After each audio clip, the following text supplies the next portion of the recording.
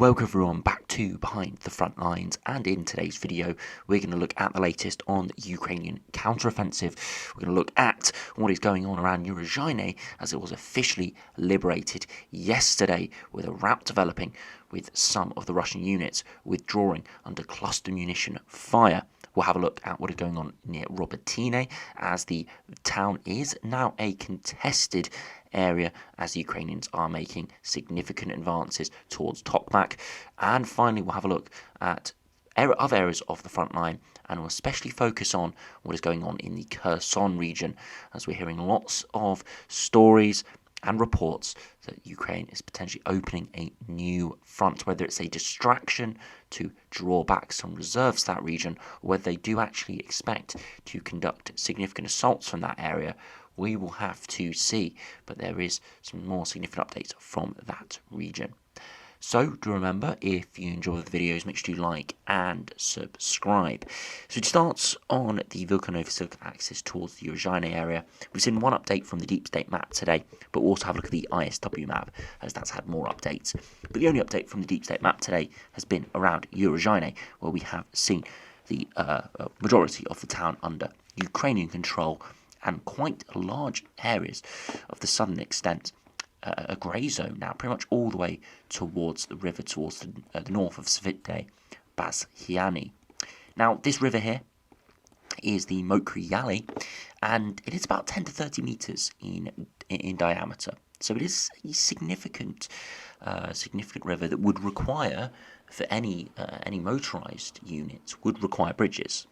Now, we've got two access roads to this village from the northeast and from the northwest, from Staromayorsk and from Urozhaine, and this is where the Russians withdrew yesterday.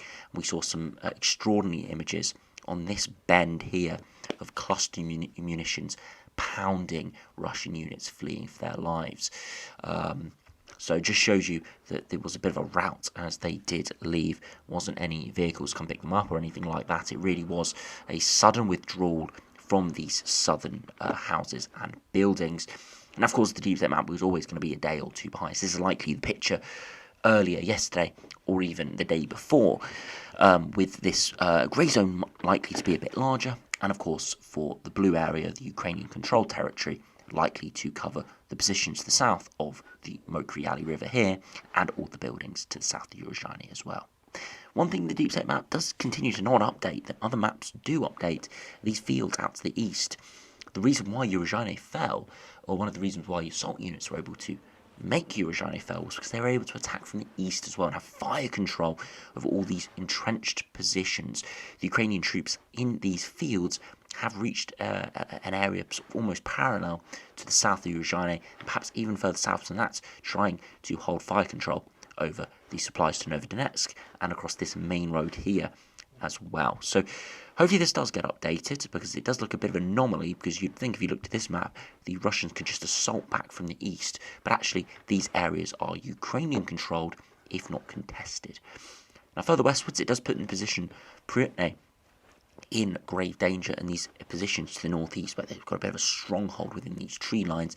Does these put these areas in jeopardy, as you can already see the grey zone is extended now to the west and south of Staromayorsk, so this area could be cut off into a pocket very soon, and there is a lot of uncertainty where the Ukrainian assaults will go, whether they do concentrate once again on the fields to the east and the west of this main line of towns, or they do continue pounding down these roads towards Svitne, Bashiani. There is a lot of uncertainty with that. It would probably be a very good idea to put these areas in a pocket and try to flatten the front line here, as at the moment the assaults of the Ukrainians are very strong. They are highly predictable. Really, the only lines of assault here are for the area south of Staromayorsk, Urozhaine, and towards Pryutne, but those have failed in the past few weeks. Perhaps they will be more successful now with positions to the east under jeopardy. But if we do just have a look at the updates here from the Deep State map, you can see how it was yesterday and through this morning. Large areas have shifted. Now, I haven't seen any updates in the Robertine area or towards the other front lines, but we have sent out some updates on the ISW, so we'll go over there and have a look what they're showing. If we should just start just in the Eurozhine area, you'll be able to see that the ISW is a little bit more delayed actually around Eurozhine. It's got the whole of Eurozhine liberated, but doesn't quite have the big area of grey zone to the south. But it does show you that the majority of these fields to the east of Eurozhine is under Ukrainian control, whereas the deep state map didn't show that.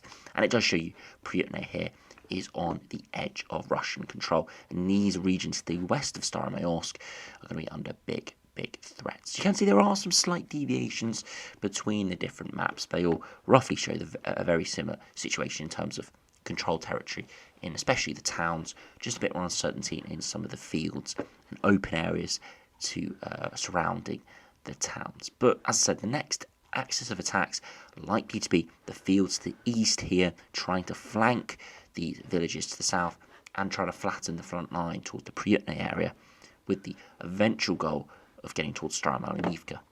If you go to the Robotyne area, you can see that the north of the village now is in contested territory, as well as lots of areas to the east. You can see how we've got some penetrating regions of Ukrainian control, and these are going down tree lines. Again, it's difficult to say how successful these assaults are down the tree lines, but the goal really here is to flank Robotyne and take out all of these areas of fortifications that the Russians do have.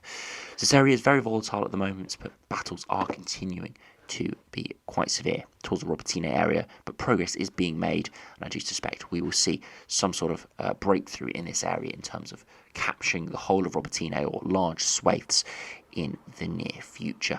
If we do go towards the Dnipro area now, the Dnipro River area, down towards Kherson, you can see huge areas of grey zones appearing, and we've got large areas of Ukrainian control. And it's this region here, towards Kozachyi, Lahiri, and towards these other villages to the south, where we are seeing some very interesting developments. Now, we don't actually have that many reports coming out of this region, and that is for deliberate reasons. The Russians don't want the public to know about it and don't want information to get out from a propaganda sort of standpoint. It's a bit embarrassing that Ukrainian special forces are now operating on this side of the Dnipro River. Therefore, they won't want that information to get out, and they will want to secretly crush it. On the other hand, Ukrainians won't want people finding out either. The more information they tell, it could give away positions of Ukrainian troops, how many troops they have, what areas they're operating in. So they don't want to make it any easier for the Russians. So essentially, both sides are likely withholding information about the extent of the Ukrainian advances here and their operating areas. So we haven't got that much information coming out of here.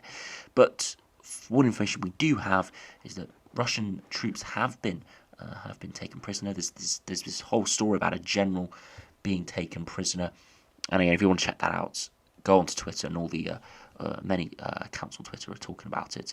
I won't get into much detail as it's not a particularly relevant story. Talk about the front line, but it's a bit of a funny story where we had a reconnaissance group check out the area where there were rumours about Ukrainians moving in, and they actually got captured and killed, and there was a big story about that and some propaganda coming around.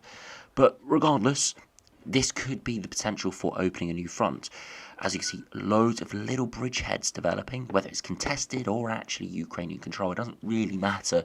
It just basically implies that Ukrainian troops are operating in this sector. And as I said, there's two sort of scenarios here. One, Ukrainians are actually trying to build proper bridgeheads, eventually either controlling major bridges like the Antonovki bridge here. Again, it will be largely destroyed, but perhaps trying to repair it, or building pontoon bridges elsewhere. So that's option one. They're actually trying to properly cross the Dnipro River and conduct operations on the southern extent, on the Russian-controlled territories, to potentially open a new front. Or the other scenario is they're just trying to cause a nuisance, essentially drawing back reserves from other lines. Because what the Russians have done in the past few weeks is they have withdrawn troops from the Kherson region towards the Zaporizhia region, especially towards the Robotyne area. The ISW have been speaking about the VDV, the airborne troops who are highly trained, have been deployed to Robotyne, withdrawn from the Kherson region. They've also been deployed to Klishivka as well, towards Bakhmut.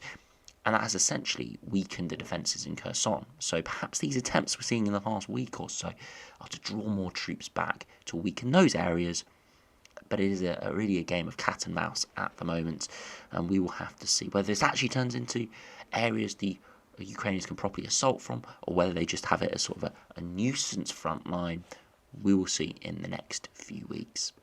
Finally, if we go to the east, there haven't been many updates from these areas in terms of actually map changes, but there still are quite intense assaults from the Russians towards Sinkivka here to the north of Kupiansk. Again, lots of Russian propaganda coming out saying significant advances are being made.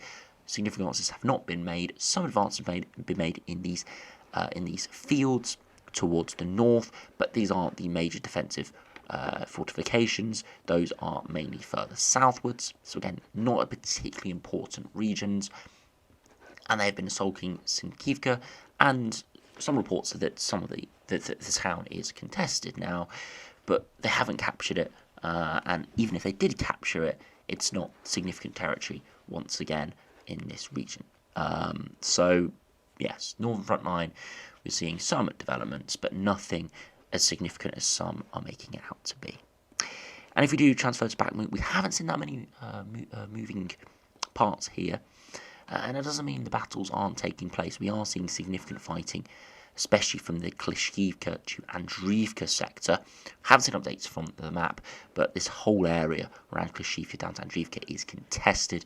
In the last 24 hours or so, we've seen significant tank battles and advances from the Russian troops. The reports are they have established positions back in Klishchiivka, but then have been pushed back out by the Ukrainians.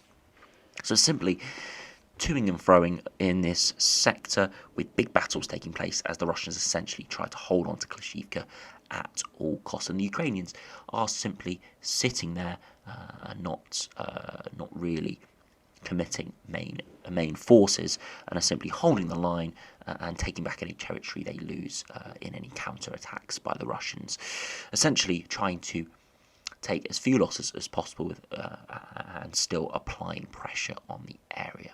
So perhaps in the near future they will resume assaults, but at the moment no major assaults are coming from the Ukrainian direction, as the Russians have really shored up the defences here with manpower and equipment, but of course they've drawn that from other lines. So as I said about the Kherson region, it really is a game of cat and mouse at the moment.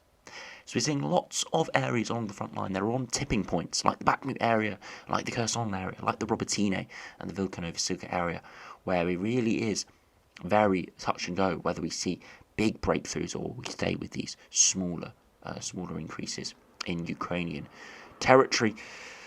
We will have to see over the coming days and the coming weeks, but I'm sure at the moment the offensive is really starting to ramp up in the Vilkanovo-Silka area. Really are starting to make significant gains. Over almost 10 kilometres of ground has been gained, and toward the Robotyne area, almost 6 kilometres has been gained. And of course, if Robotyne falls to the Ukrainians, gets liberated, many of these positions to the east and west will also be potentially under Ukrainian control very quickly, as the supplying these areas will get much more difficult. So we'll have to see, as I said, over what happens over the next few days. Make sure you stay tuned and make sure you subscribe as well to keep up to date with what is going on. So as I said, thanks for watching. Hope you enjoyed. Subscribe if you're new, and I'll see you again for another update soon.